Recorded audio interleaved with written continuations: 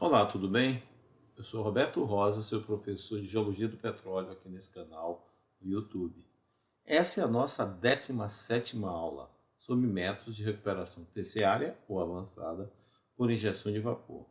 Nas aulas anteriores, falamos sobre método de recuperação primária, método de recuperação secundária e método de recuperação terciária como um todo, onde falamos de diferentes métodos. Nessa aula específica será injeção de vapor, que constitui um método de EOR, ou aumento da recuperação de óleo. Essa figura aqui mostra um poço injetor de vapor e aqui um poço produtor. Olhando uma figura como essa, já entendemos que isso aqui é um método por injeção de vapor contínuo. Então vamos explicar o que significa a seguir.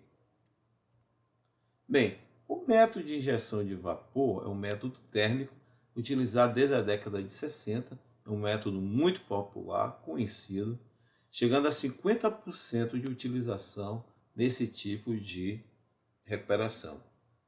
Ele faz parte dos métodos especiais ou avançados térmicos, químicos e miscíveis, sendo que ele está aqui nesse primeiro quadro. Ele é o método mais utilizado entre todos esses aqui apresentados, face ao conhecimento e facilidade na sua execução.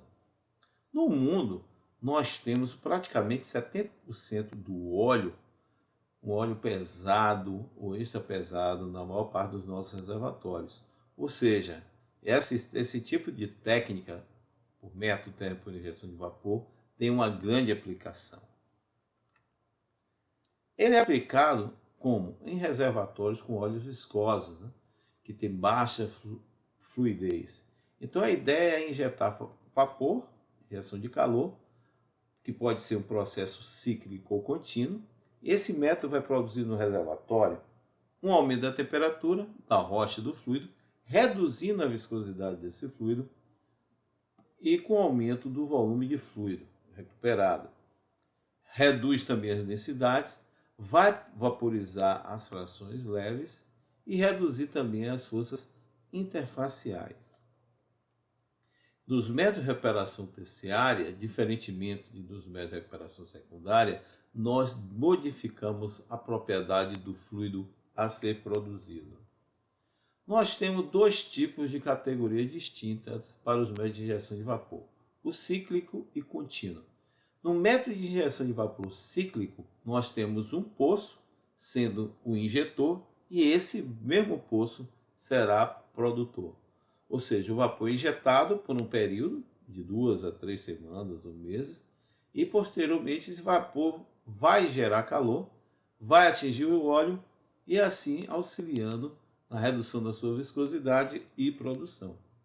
Já o método de injeção por vapor contínuo utiliza poços diferentes. Eu terei um poço injetor e um poço produtor. Esse método ele vai fazer com que o óleo seja deslocado enquanto o calor reduz a sua viscosidade. Esse tipo de injeção contínua é mais cara que o método anterior, mas em compensação a produção é bem maior. Tem uma recuperação muito maior de óleo. E nos campos onde há uma boa conectividade em termos de permeabilidade, esses métodos podem ser implantados. E, em termos ambientais, é menos prejudicial que os demais métodos de recuperação terciária. Quais são as vantagens do método de recuperação por injeção de vapor? Danifica menos os poços, vazões maiores de injeção de calor, eficiência de deslocamento aumentada, e apresenta baixas saturações. Essas vantagens são muito importantes na utilização desse método. E as desvantagens, perda de calor e produção de areia. Ou seja, em reservatórios onde a gente tem pouco cimento consolidando os grãos do arcabouço, ou seja, vai ser mais facilmente desagregada essa rocha e pode haver produção de areia conjuntamente com o hidrocarboneto. Dentro desse método de injeção contínua, nós temos um poço injetor e um poço produtor. Mas existe uma fase entre a injeção e a produção chamada de soaking. O que é que vem a ser essa técnica de soaking? É um período posterior à injeção, no qual o poço fica fechado para permitir que a condensação do vapor. E assim ocorre a transferência de calor para a rocha e para o óleo, reduzindo a sua viscosidade. Então teremos no método de injeção de vapor contínua poços injetores e produtores diferentes. Ao contrário do método de injeção de vapor cíclico, a gente tem um poço injetor e esse será o mesmo poço produtor. Tanto que a gente injeta para a injeção, para obter o processo de soak e só depois será produzido. Nesse caso aqui de injeção de vapor contínua, a gente continua injetando, ocorre o processo de soak e ao mesmo tempo a produção em outro poço.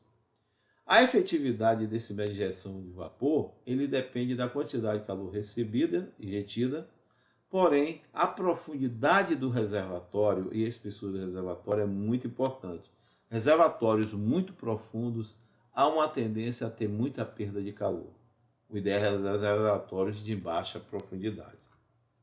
Bem, considerações finais. A principal função dos métodos de recuperação do petróleo é aumentar o fator de recuperação. Lembrando que os fatores de recuperação em média em um campo de petróleo é da ordem de 30% a 35%. Dificilmente a gente chega a 50% a 60%. Esses métodos podem aumentar esse fator de recuperação. Voltando aos métodos de recuperação secundária, que é a injeção de água ou gás. O mais utilizado no mundo é a injeção de água, devido à abundância, e por apresentar os melhores resultados, e pelos custos também.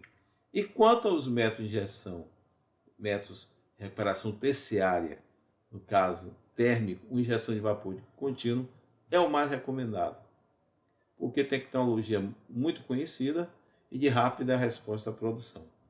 Nas bacias terrestres nossas brasileiras, onde nós temos óleos pesados, em geral é essa técnica que é muito utilizada, como ocorre na bacia Potiguar, nos campos com reservatórios rasos, como também em Sergipe e Alagoas.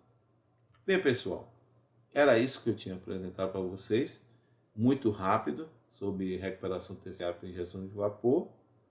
Bem, espero que tenham gostado dessa aula. Inscreva-se no nosso canal Geologia do Petróleo por Roberto Rosa e siga a gente no Instagram. Eu sempre estou colocando figuras novas com relação ao tema de Geologia do Petróleo e perfilagem. Um abraço e até a nossa próxima aula.